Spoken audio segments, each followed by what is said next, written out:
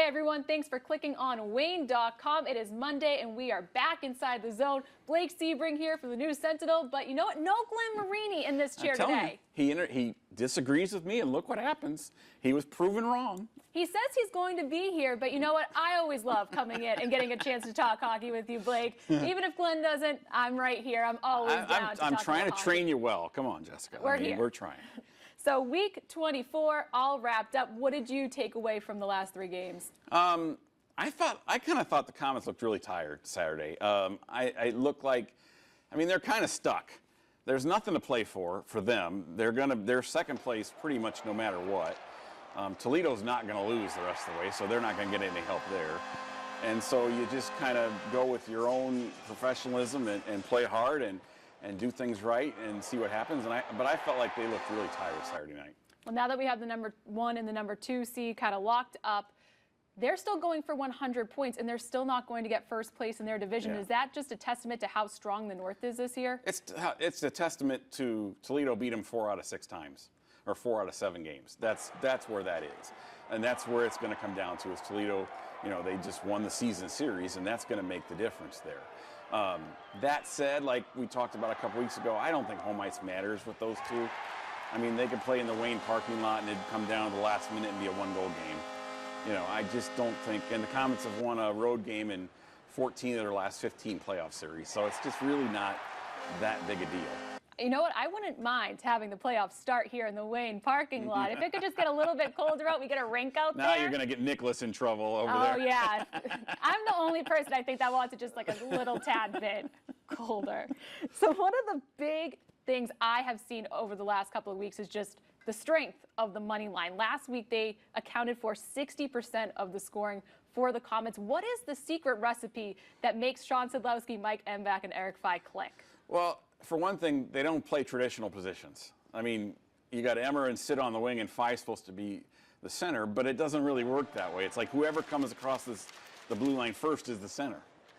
And then you got the littlest guys on the line, which is Mbach and Fye, who are the ones digging in the corner to get the puck, and Sedlowski stays out high, And every defenseman is turning their head trying to see where the puck is, and then he sneaks in, I mean, and they just seem to have such great chemistry. They just seem to know where each other's going.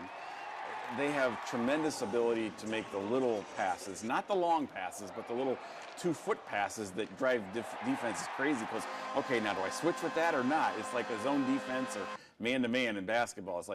It's like running a pick almost. Like, okay, now where am I supposed to go? Am I supposed to stay with him or not? And it can drive off defenses crazy, especially when they retain possession in the zone. And how important is that going to be as the Comets prepare for the playoffs, no matter what opponent they're going to be facing? Well, they're always going to be facing the opponent's top defensive group. So that's going to be something that they're going to have to be aware of and work on, which is why it's incredibly important to get Paul Crowder back this week for the second line and get that group going and get them running offensively, maybe with Matthew Pistilli, Brett Perlini, C.J. Severn's been playing with them on the wing too. It's just get that group going, get them some consistency, get Crowd some regular shifts, get his legs back, and get him going.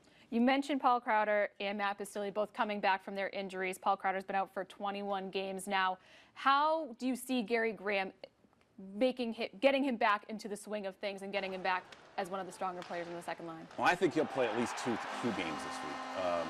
I wouldn't be surprised if he just played the home games and stayed away from Kalamazoo, just because of the small rink and stuff. But I don't know. He might play all 3. He feels better. He feels tremendously better than he did the last time he tried to come back from it.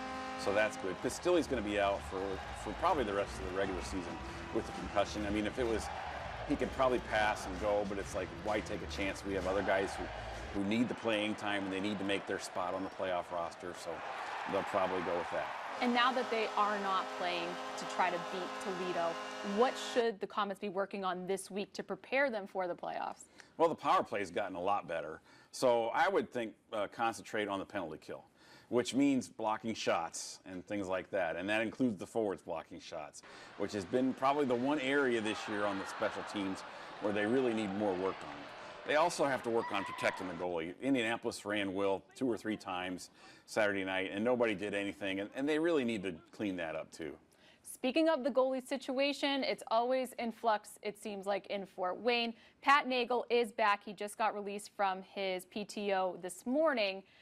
He had a rough day in Rochester in his one game, but do you think that's going to shake his confidence at all? I mean, he stopped 31 out of 37 Let's look at it shots. this way. He comes back and has a better defense here than he had in Rochester.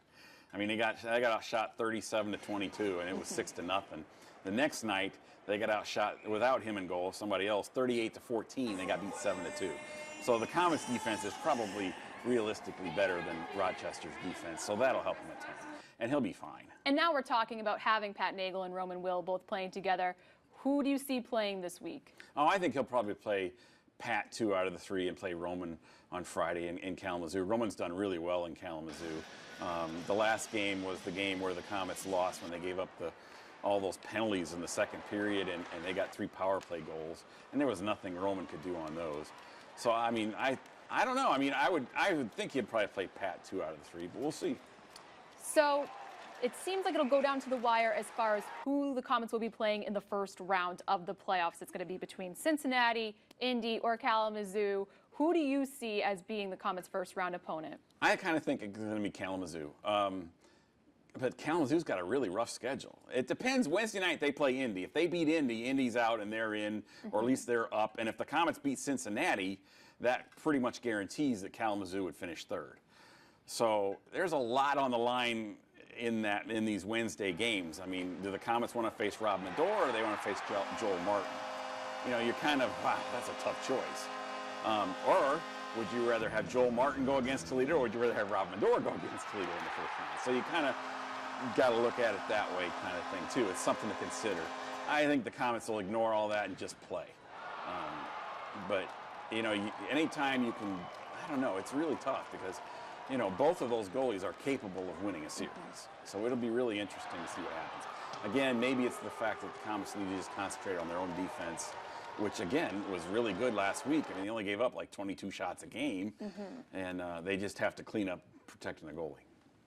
Who do you think provides the best matchup for the Comets out of those 3 opponents? I'm just kind of looking at Wheeling actually won the season series with them. But you know, you see them so infrequently. It'd be like you'd have more games in the playoffs than you have in the regular season against them. So how do you know? You know, it's kind of tricky. They have not had consistent goaltending like Cincinnati and Kalamazoo had. Kalamazoo plays a totally different game up in that building. It's so small versus down here.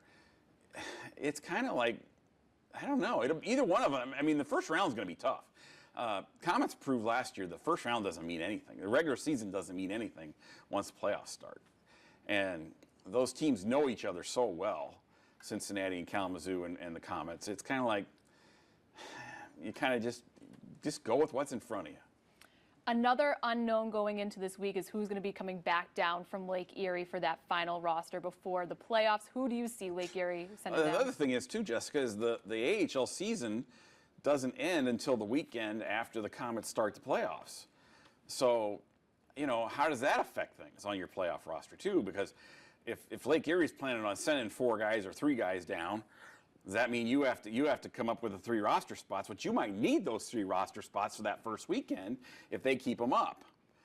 So that's something they got to get figured out this week too. And how will Gary Graham kind of work with whatever Lake Erie is going to be sending down? Do you think he's just focusing on the group he's got right now? Yeah, I think he's worried about that right now. And then if whoever shows up, then they'll figure it out. I mean, really, that's all you can do. I mean, and Gary's great at really focusing on what's directly in front of him. It just doesn't do any good not to. It's like worrying. It's like, well, what does that do? It doesn't do anything but affect you.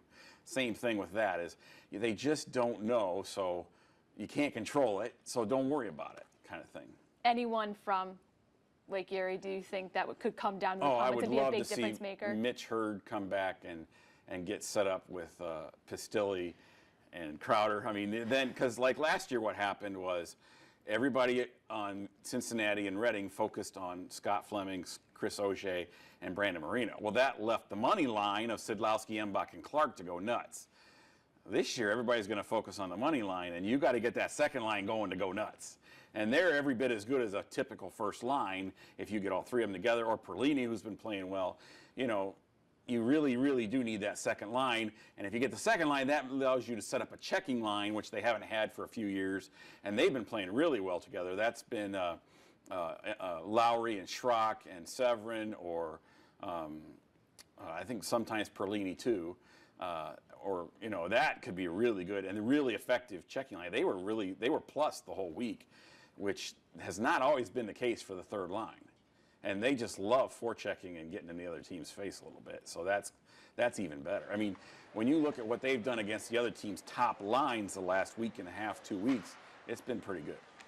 Well, as we approach the final 3 games of the season, a couple of guys are on some streaks right now. I know Eric Fye's on a 14-point game streak now.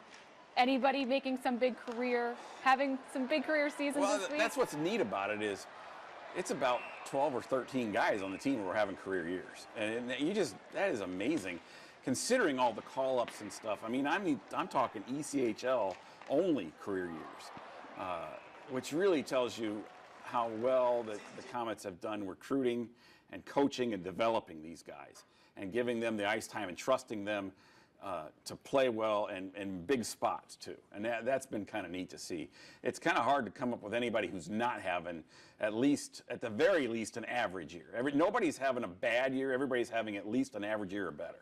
Well, it should be an exciting final 3 games of the regular season, hoping to clean some things up before playoffs begin in the next couple of weeks. Blake, thank you so much. I always love coming down here and getting to go inside the zone. It goes so much smoother when nobody disagrees with me. I won't argue. I'm still learning. I'll take anything I can get. So I will always be the host. You are the expert. You can be my designated hitter. How's that? That sounds great. Thank you guys so much. And remember to keep it right here on Wayne.com for all things Comets. We'll see you next week.